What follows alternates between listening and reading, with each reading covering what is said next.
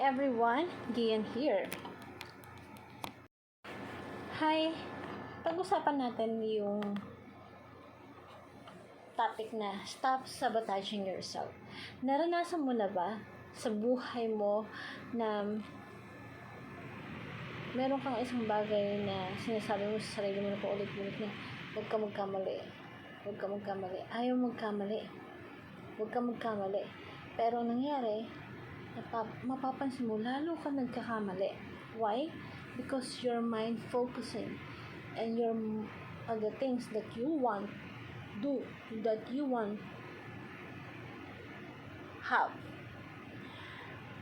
You cannot, kumbaga parang, our mind cannot comprehend the negativity. So, pag sinabi mong, minsan mapapansin mo ba na kapag sinabi mo, huwag mong gagalawin yung bagay na yan, yung anak mo, lalo pang gagalawin yung bagay na yun. Bakit kaya ganun nangyayari? So, our mind, ganyan tayo mga tao we cannot comprehend na hindi mag-isip ng hindi maganda. Kadalasan talaga, napafocus yung mind natin mag-isip ng mali, mag-isip ng pangit, mag-isip ng mga bagay na hindi naman makakatulong. So, we call it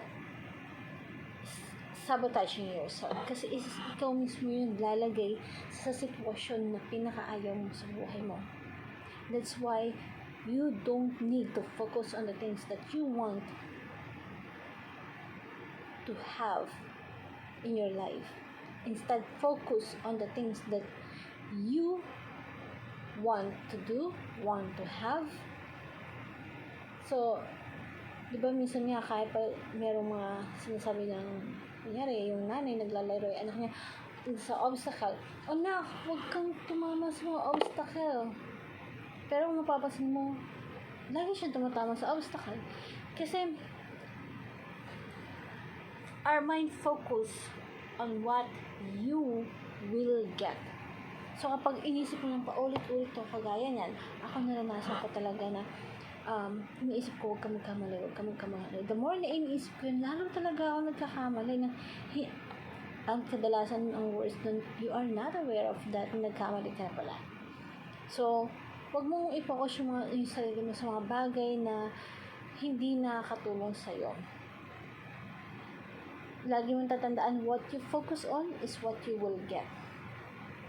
So, kaya, kung gusto mong ma-develop yung sarili mo, isipin mo kung ano yung mga bagay na gusto mo. Huwag mong isipin yung mga bagay na gusto mong iwasan. The more na iniiwasan mo, lalo siyang mangyayari. Why? Because you put energy on that. You put focus on that things. So, nakikita natin kung ano yung mga dapat nating iwasan. Kaya, hanggat maaari, stop sabotaging your own self. Huwag mag-focus sa mga bagay na sa tingin mo makakapagpabagal sa'yo, makakapagpa-stop sa'yo sa pagkuha mo ng pangarap mo. Tanggalin mo na yan, bitawan mo na. Stop sabotaging yourself.